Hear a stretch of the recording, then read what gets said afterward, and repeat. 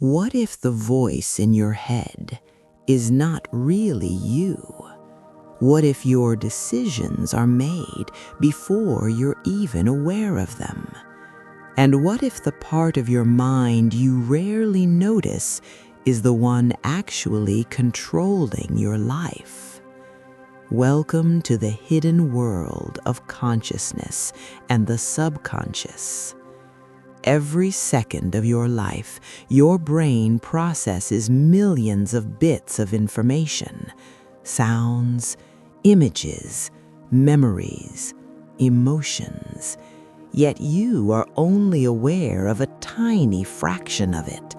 That small fraction is called consciousness. It's the part of you that reads these words, that feels present, that believes it is in control. But beneath it, there is something far larger, the subconscious mind. It never sleeps, it never rests, and it influences nearly everything you do. Your habits, your fears, your reactions, even your beliefs about who you are. Most scientists believe over 90% of your mental activity happens in the subconscious.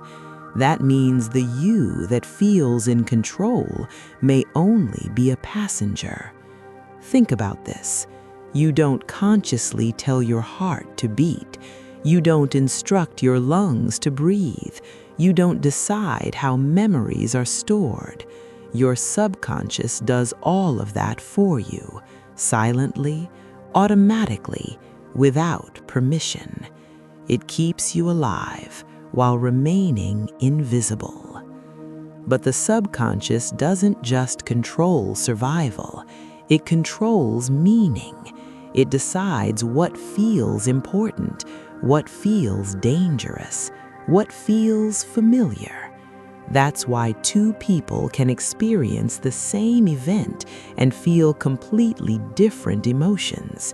Their subconscious minds interpret reality differently. Reality, as you experience it, is filtered. Now here's where it gets unsettling. Neuroscience experiments have shown that the brain often makes decisions before you become consciously aware of them. In some studies, researchers could predict a person's choice several seconds before the person consciously decided. This suggests something disturbing. Your subconscious chooses first. Your conscious mind explains later. So what is consciousness really doing? Some scientists believe consciousness is not the controller, but the observer. It watches decisions happen. It narrates your life. It creates the story of you. But it may not be the author. This leads to one of the biggest questions in science and philosophy.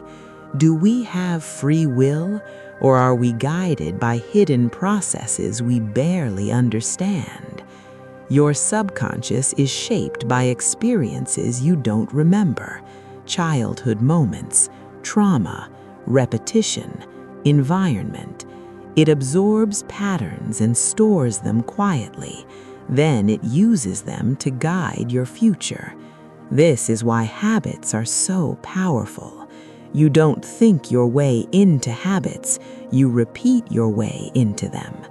Once something is stored in the subconscious, it becomes automatic. Driving, walking, speaking, even self-doubt. The subconscious doesn't judge, it just runs programs.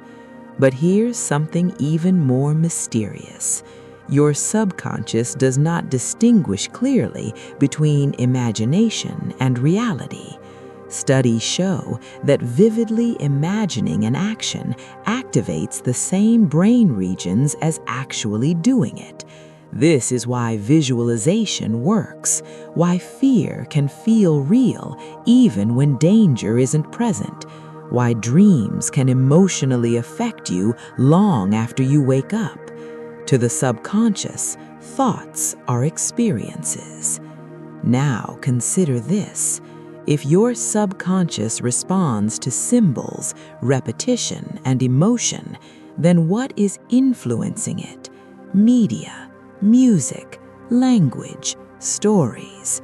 Every image you consume leaves a trace, not always consciously, but deeply. Some researchers believe the subconscious communicates through symbols, dreams, intuition, sudden insights. Dreams, in particular, are one of the few moments when the subconscious speaks freely. Logic disappears, time bends, reality shifts. Many ancient cultures believed dreams were doorways, not into fantasy, but into deeper truth. Now let's go further. Some theories suggest consciousness itself is not produced by the brain. Instead, the brain may act like a receiver. Just as a radio receives signals, the brain may tune in to consciousness. If that's true, then consciousness could exist beyond the body.